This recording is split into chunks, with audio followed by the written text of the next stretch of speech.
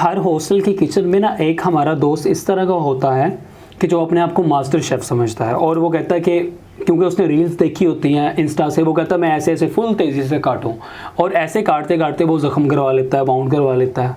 अब ऊपर से आती है कमेंट्री, कोई दोस्त उसका कहते हैं भाई इस पर नमक डालो, कोई कहता है कि नहीं मट्टी डालो, और कोई ज़्यादा शरारती हो तो कहता नहीं है आप इस पर अल्फ़ी डाल दो।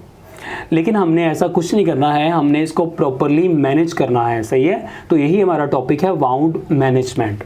वाउंड मैनेजमेंट एक क्रिटिकल स्किल है क्योंकि आपको इमरजेंसी में ज़रूरत पड़ सकती है और किसी भी सिनेरियो में कोई भी वाउंड हो तो आपको इसकी ज़रूरत पड़ सकती है, इसलिए इट्स अ क्रिटिकल स्किल। आपने प्रिवेंट करना है इन्फ्लेमेशन को और इन्फेक्शन को, उसकी हीलिंग को प्रमोट करना है, और उसका जो फंक्शन है या अपीयरेंस है उसको आपने रिस्टोर करना है, उसकी अपीयरेंस को या उसके फंक्शन को। वाउंड मैनेजमेंट में 5 C's होते हैं, 5 C। पहला C है कंट्रोल, क्लीन, कवर, क्लोजर और केयर।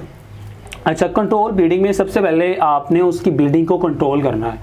आप डायरेक्ट प्रेशर से भी कर सकते हैं और टॉर्निकेट बांध सकते। टॉर्निकेट क्या है कि यहाँ पे अगर जख्म है ना मेरे टिबिया पे, तो मैं उसके ऊपर करके मैं टॉर्निकेट बांध दूंगा, कोई रस्सी जो कपड़ा मुझे जो भी आसपास चीज़ मिलेगी। अगर आप हॉस्पिटल सेटअप में है तो आप प्रॉपर बांधेंगे, ठीक है।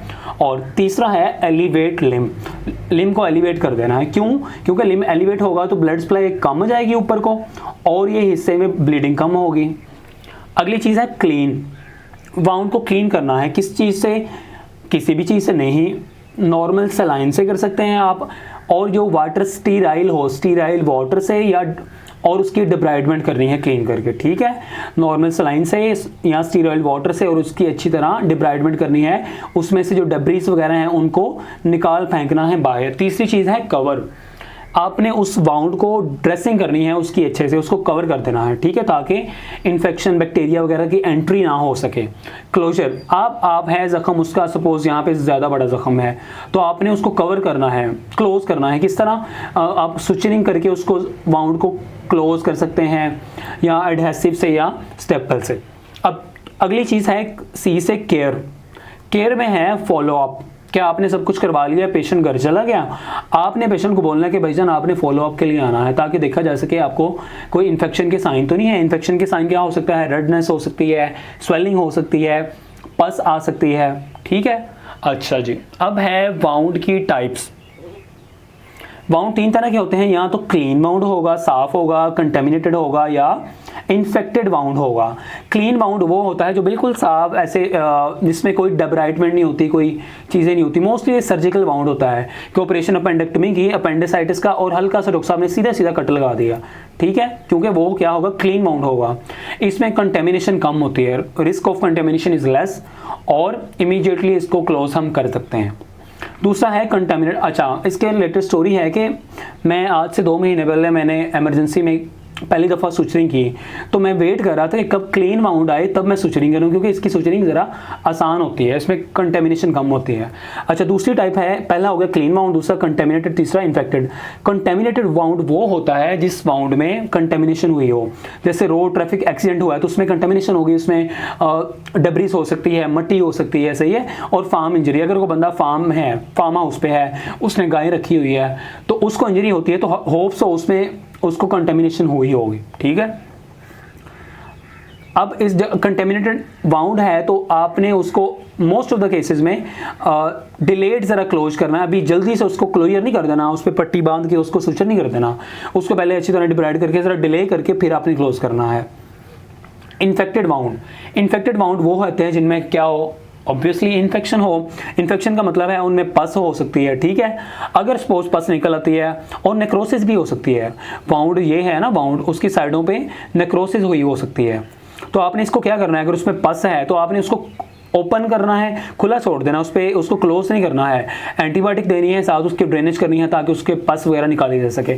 जैसे ये है क्लीन सा वाउंड, बिल्कुल साफ सा वाउंड है, ठीक है। अच्छा, अब आ गया सुचरिंग। वाउंड है, आपने करनी है सुचरिंग।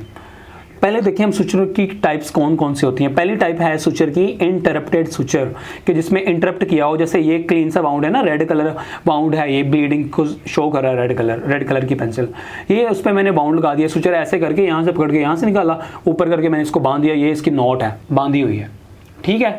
अब इंटरप्टेड सुचर का मतलब है ये एक सुचर है, ये दूसरा मैंने लगाया है, ये इंटरप्शन है, ये अलग अलग है, इंटरप्टेड है। एक ये स्ट्रॉन्ग होंगे, दूसरा इंडिपेंडेंट होंगे। तो ये बाउंड किस तरह के होंगे, ये स्ट्रॉन्ग होंगे क्योंकि अलग अलग हैं, और इंडिपेंडेंट होंगे, एक दूसरे से इंडिपेंडेंट है। इनको जब आउट करते हैं, हम निकालते हैं एक हफ्ते बाद, तो इनको ऐसे कट करके अलग अलग को निकालते हैं क्योंकि दूसरे से इंडिपेंडेंट है। अगली बाउंड सुचर की टाइप है कॉन्टीन्यूअस सुचर, कि जो कॉन्टिन्यू कर रहा हो, ऐसे ब्रेकेज ना हो उसमें। एक तो ये क्विकर, इसको हम अप्लाई कर सकते हैं, और अगर हमने एक को ब्रेक कर दिया तो सारा खुल जाएगा। जैसे ये है ना, यहाँ से मैंने डाली वो अंदर, तो यहाँ से निकाल के ऐसे ऐसे करके एंड पे मैंने क्लोज कर दिया, एक ही धागा ऐसे ही आ रहा है, ठीक है। इसका क्या होगा, एक तो ये जल्दी लग जाएगी, टाइम नहीं लगेगा इस पर। दूसरा, अगर मैं एक को यहाँ से कट कर दूँ तो सारा ब्रेक हो जाएगा, ठीक है। क्विकर है लेकिन ब्रेक भी जल्दी हो जाता है। अगली टाइप है वर्टिकल और हॉरिजॉन्टल मैट्रेस सुचर।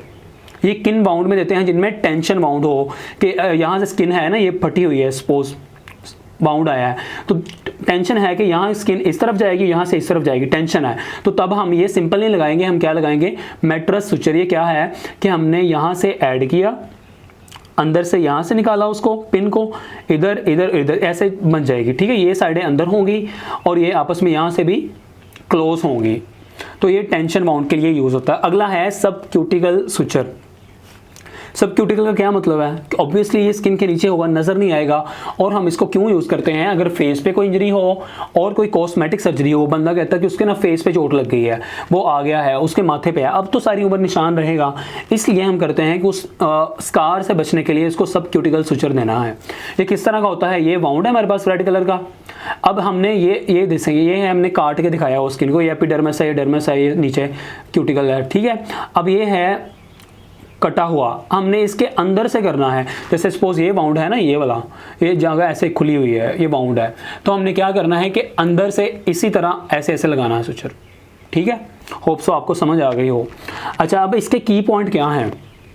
एक तो आपने एडिक्वेट एनेस्थीसिया देना है, सुचरी करने से पहले हमेशा अच्छी तरह उसको एनेस्थीसिया दे के 1-2 मिनट वेट करके, ताकि उस एनेस्थीसिया का असर हो जाए, देन आपने सुचरिंग करनी है, नहीं तो पेशेंट को पेन होगी। अगला है इंश्योर वाउंड इज क्लीन। ऐसे आपने अगर वाउंड में डेब्रीज है तो उसको आपने सुचर नहीं कर देना। अगला है सुचर मटेरियल। आपको पता होना चाहिए कि सुचर 2 तरह के होते हैं, एक अब्सॉर्बेबल और दूसरा नॉन अब्सॉर्बेबल, कि ये जो खुद ही अंदर घुल जाते हैं, इसको आपको आउट करवाने की ज़रूरत नहीं होती, जबकि जो नॉन अब्सॉर्बेबल हैं मोस्ट कॉमनली यही यूज़ होते हैं, इनको हम आउट करते हैं 1 हफ्ते बाद, 2 हफ्ते बाद, डिपेंड करता है।